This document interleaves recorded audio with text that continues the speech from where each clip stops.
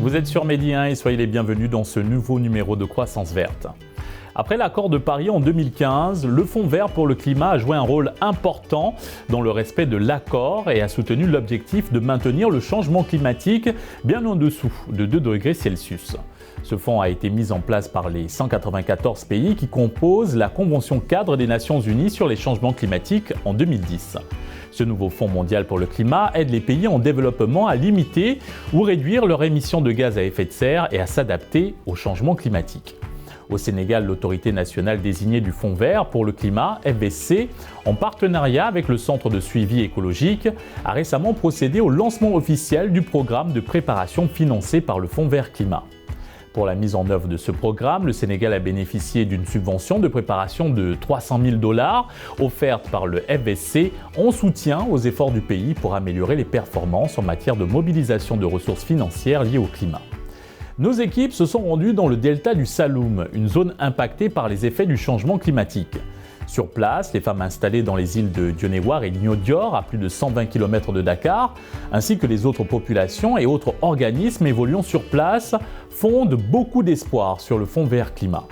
À travers notre reportage en première partie d'émission, vous verrez quelles sont les difficultés environnementales auxquelles sont confrontées ces populations et quelles sont leurs réelles attentes par rapport au Fonds vert climat. Et pour avoir un éclairage sur ce sujet, en deuxième partie d'émission, nous sommes avec M. Antoine Faye, consultant indépendant, expert en analyse des politiques publiques orientées sur l'économie des changements climatiques et spécialiste du financement des énergies propres. M. Faye, merci d'avoir accepté notre invitation. Bonsoir et merci aussi de m'avoir invité à ce plateau. Soyez le bienvenu. On se retrouve sur ce plateau juste après notre reportage. Il est signé Jean-Paul Nour et Bachir Bodian. Entre Djifer et l'île de Dionewar, il faut près d'1 heure en pirogue courrier, l'équivalent du transport en commun. Au loin, la vie semble arrêtée. Sur place, les petites cases en terre et les demeures colorées renvoient à la simplicité des lieux.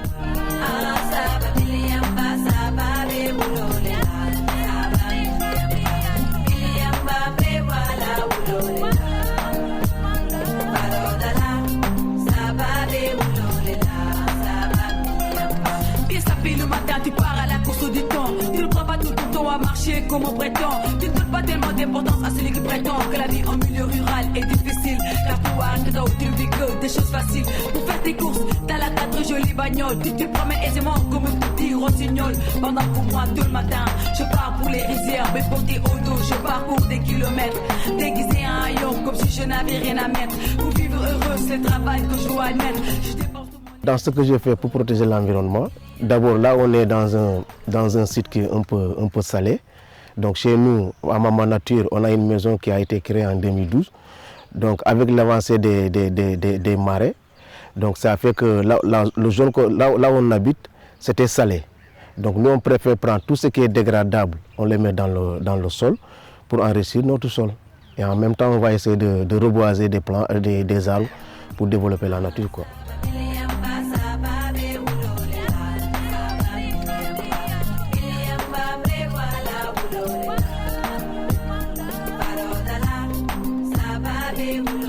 Cet artiste trouve son inspiration au bord de la mer. Il a l'habitude de recycler les coquillages et d'en faire de belles décorations. C'est d'ailleurs lui qui a planté tous les arbres qui se trouvent dans son atelier. Il y a des touristes qui viennent et puis qui apprécient le coin. Vous le vendez vos articles à combien? Oui, des fois je les vends mes objets parce que c'est pas cher. C'est moi qui les fais, des fois je les vends. Il n'y a pas de prix.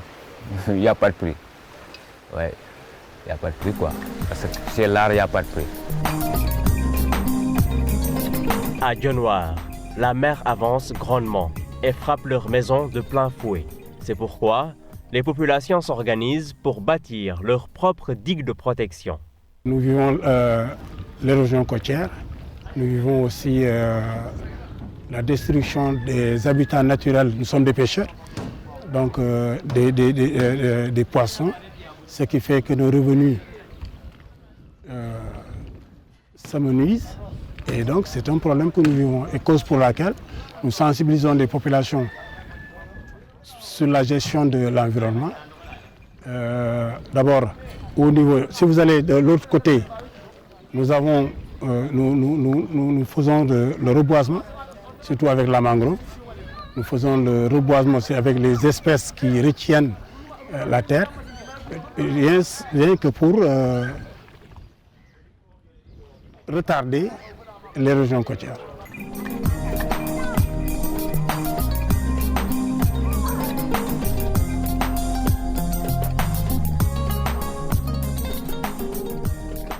Dans la communauté rurale, la transformation des produits halieutiques et des céréales est systématique.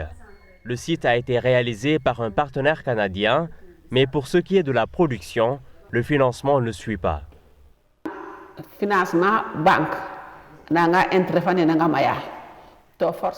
Quand la banque prête de l'argent, il y a trop d'intérêt et il faut forcément payer. La mer ne fournit plus beaucoup de produits. Le rendement de l'agriculture aussi est moindre. C'est pourquoi nos prix sont un peu chers par rapport au pouvoir d'achat local. L'île de Dionewar est enclavée. Parfois, nos produits restent longtemps ici sans trouver preneur. Nous avons quelques clients à Dakar et à l'étranger. Nous participons parfois aussi aux foires. Parce que enclavé.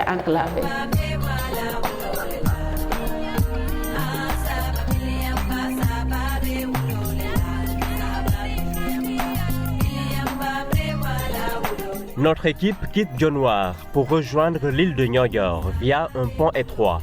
La charrette est le moyen de locomotion le plus accessible pour y aller.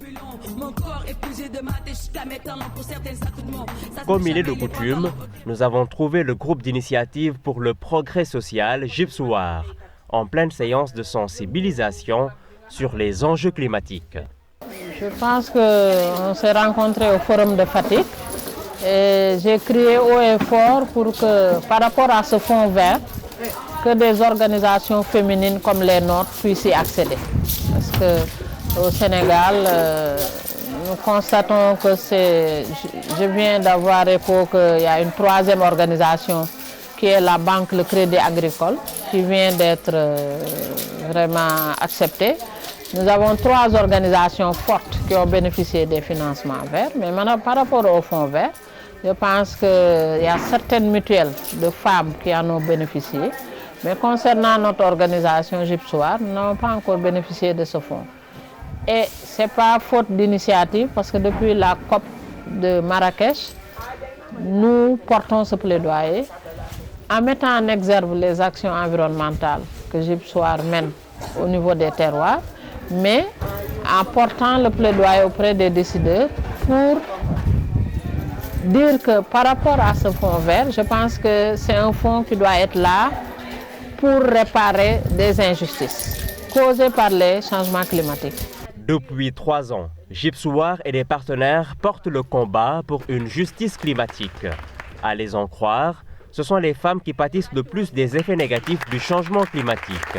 C'est comme ça que nous prenons la chose et portons ce plaidoyer pour que nos États puissent comprendre, au niveau des ministères de l'Environnement, de la direction de l'environnement, mais des organisations fortes qui peuvent postuler et accéder à ce fonds, qu'il y a à la base des organisations locales fortes qui font des actions environnementales, qui développent des stratégies de résilience face au changement climatique qui méritent d'être appuyées par ce fonds.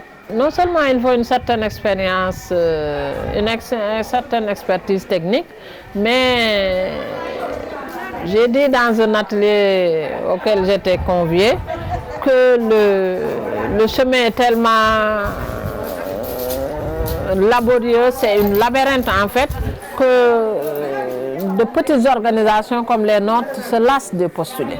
C'est extrêmement difficile. Je pense que les organisations qui ont eu à être éligibles à ce fonds ont été plusieurs fois avant d'être éligibles. Est-ce que nous avons cette force, cette santé financière pour payer des consultants, éplucher les documents, les faire comme tels?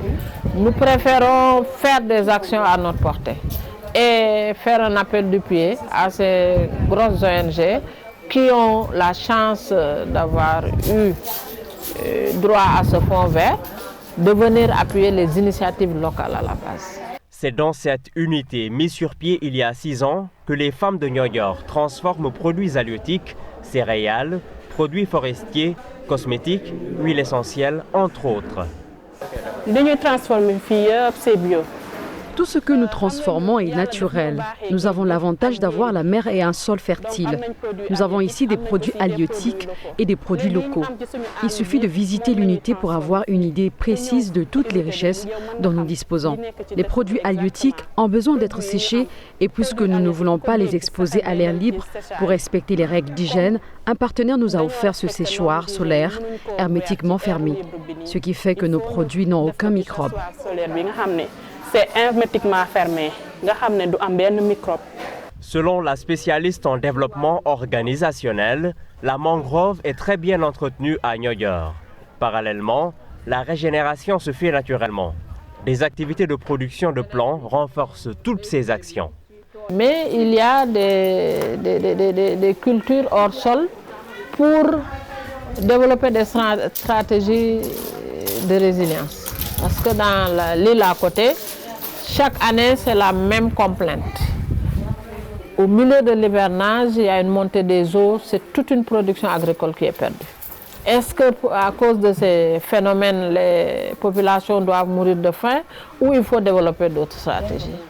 Donc la culture hors sol, elle est très bien pratiquée ici, mais le fait de produire des plantes et de planter à volonté, surtout les cocotiers, nous paraissent une stratégie vraiment qui ne demande pas de gros moyens, mais qui peuvent prévenir, mais parallèlement arrêter la coupe abusive. Nous devons garnir nos espaces. Donc le fait de couper, ça laisse le champ libre. Une fois que la mer elle est pleine, elle sort, rien ne l'arrête. Comme Dionewar polarise Niodior et Falia, le maire de la localité juge légitime le plaidoyer des femmes. Elles ont droit à la terre comme les hommes. Et comme qui dit foncier, en général les maires sont les principaux concernés parce que la terre, surtout le domaine national, qui couvre 90% ou 95% des terres du Sénégal. Donc la compétence est transférée aux municipalités. Donc c'est nous qui avons la possibilité, en tout cas le droit d'affecter ces terres-là. Et quand les femmes font le plaidoyer, donc je pense que notre rôle normal c'est de les accompagner et de faire en sorte que qu'elles aient accès à la terre. Donc nous sommes, en tant que municipalité, donc nous sommes prêts à les accompagner. C'est d'ailleurs très difficile pour les petites collectivités locales comme Dionewar de capter les financements du Fonds Vert Climat, si l'on en croit l'édile de la localité. Donc soit c'est des communes qui sont réunies, ou bien c'est des ONG qui portent le projet. Mais en général, et puis c'est des fonds dont l'accès est tellement technique et le dossier à fournir n'est pas évident. Donc en général, les municipalités ne sont pas dotés de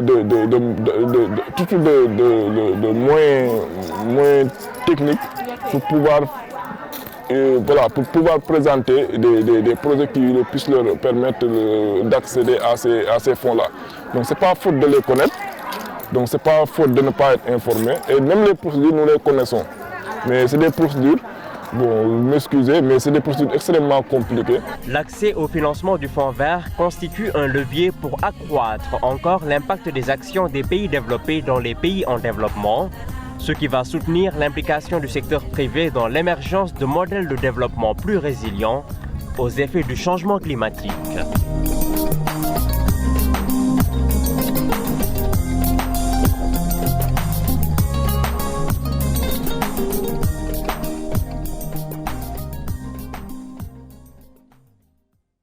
De retour sur le plateau de Croissance Verte, nous sommes à présent avec Antoine Faye, consultant indépendant, expert en analyse des politiques publiques, orienté sur l'économie des changements climatiques et spécialiste du financement des énergies propres. Monsieur Faye, nous allons nous intéresser au Fonds vert climat. Rappelons que l'autorité sénégalaise désignée du Fonds vert pour le climat, en partenariat avec le Centre de suivi écologique, a récemment donc procédé au lancement officiel du programme de préparation financé par le Fonds vert. Alors, il a été créé pour soutenir les efforts des pays en développement face aux défis du changement climatique. Quelles sont les principales procédures à respecter par les États pour être éligibles à ce fonds? Tout d'abord, je vous remercie encore une fois de m'avoir invité sur ce plateau. Et aussi vous dire avec insistance combien j'ai été agréablement surpris par votre reportage. Parce que moi, je suis de la zone, je suis de Palmarin. Palmarin est sur l'autre versant de Dionewar. Nous sommes tout juste sur la baie du Sine Saloum. Et c'est des parents à Dionewar comme à Niodior. Nous sommes des Sérères Nyominka et nous comprenons exactement ce qui se passe. Mais pour revenir à votre question, le Fonds vert climat, comme vous l'avez dit, est juste un mécanisme de la gouvernance mondiale sur les changements climatiques qui est basé sur la Convention cadre des Nations Unies sur les changements climatiques. Et ce mécanisme va devenir de plus en plus le plus important des autres mécanismes, parce qu'il faut le dire. Il faut dire que le Fonds vert climat n'est pas le seul mécanisme qui est dédié à la lutte contre les changements climatiques. Il y a d'autres fonds, il y a d'autres mécanismes, il y a d'autres moyens d'accompagnement qui proviennent des relations bilatérales comme des relations multilatérales. Donc le Fonds vert climat est peut-être, disons, ce qui sort de l'eau parce que c'est nouveau, parce que c'est-à-dire on a mis beaucoup d'espoir là-dessus et tout le monde en parle. Mais il faut quand même relativiser les choses. Le Sénégal n'est pas seul dans ce combat. Il y a, comme vous l'avez dit, il y a 194 pays. Mais dans les 194 pays, il y a beaucoup, disons, les pays africains et les pays en développement qui, normalement, doivent bénéficier de cet appui. Et si vous prenez seulement le groupe où le Sénégal est beaucoup plus présent, qui est le groupe des pays les moins avancés, nous sommes à peu près à 45 ou 46.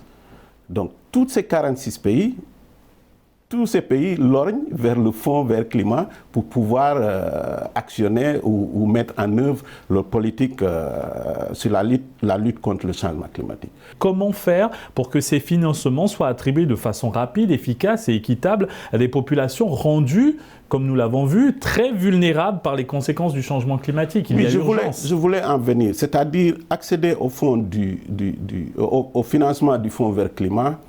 C'est déjà ce qu'on appelle, c'est-à-dire c'est des chances égales pour tous les pays.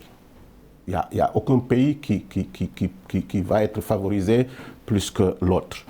Maintenant, ce que les gens ne savent pas très souvent, c'est que le Sénégal est très bien organisé sur ce domaine. La preuve, vous avez le Centre de suivi écologique qui est une entité accréditée. Vous avez la Banque agricole qui vient d'être accréditée. Et c'est sûr et certain qu'on aura une troisième entité qui va être accréditée. Et il n'y a pas beaucoup de pays en Afrique qui ont cette chance d'avoir une entité nationale accréditée. Parce qu'au-delà des entités nationales accréditées, il y a les entités du système des Nations Unies. Par exemple, le programme des Nations Unies pour le développement, le PNUD, il y a l'agence pour l'industrialisation, il y a le PNUE, qui est le programme des Nations Unies pour l'environnement, il y a des grandes ONG comme l'UICN, qui s'occupe de la conservation de nature. Tout ça, c'est des entités accréditées qui peuvent travailler avec le gouvernement et les démembrements du gouvernement et les institutions appropriées pour pouvoir déposer des demandes de financement et des projets.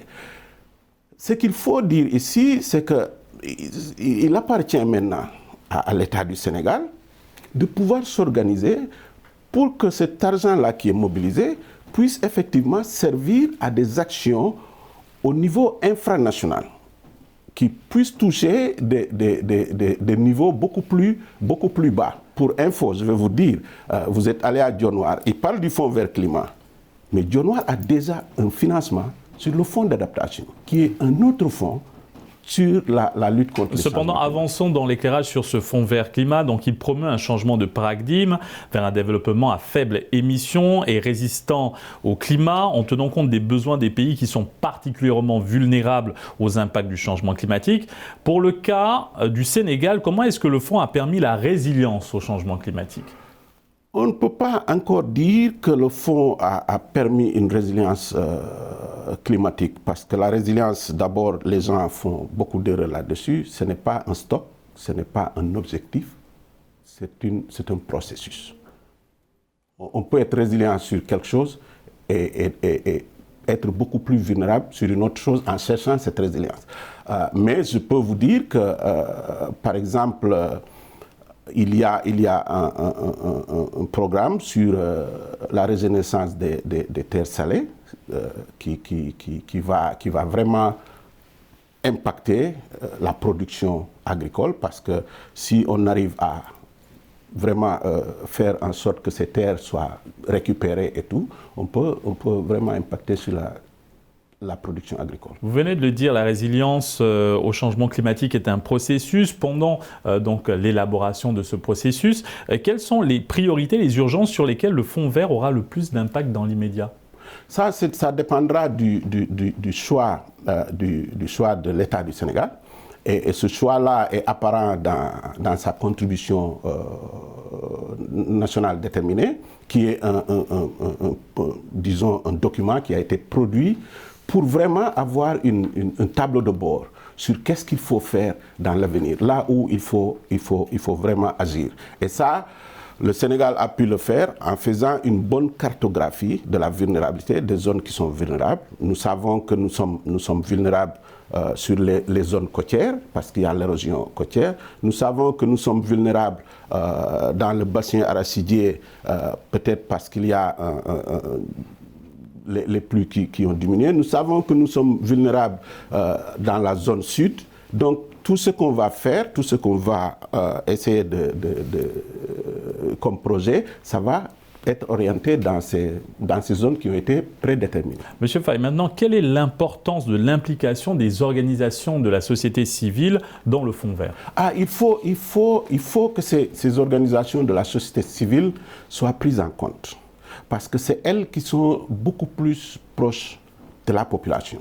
Le gouvernement central et le gouvernement central, ça peut être très lent de partir d'un ministère et d'arriver à, disons, un niveau local, parce qu'il y a un problème dans la déconcentration, il faut passer par le gouverneur, il faut passer par le préfet.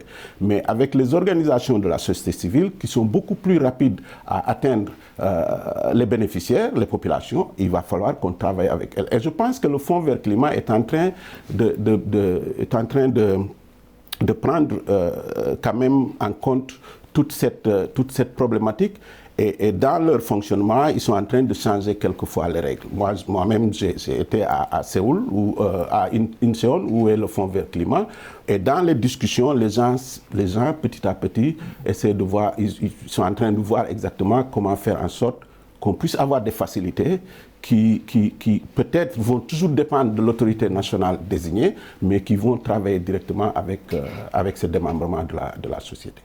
Ce Fonds vert accorde une attention particulière aux pays les moins avancés, aux petits États insulaires en développement et aux États africains.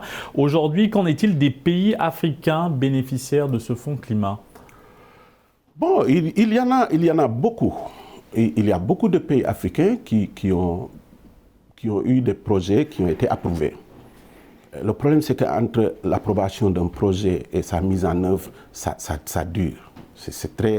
Ça demande beaucoup de procédures. Et ça, il faut le comprendre. J'étais ce matin même Faudrait-il alléger les procédures ? Le fonds c'est un mécanisme nouveau. Donc le fonds, jusqu'à il y a 2 ans, était en train d'apprendre, comme vous et moi. Et les gens ne savaient pas exactement où est-ce qu'ils allaient.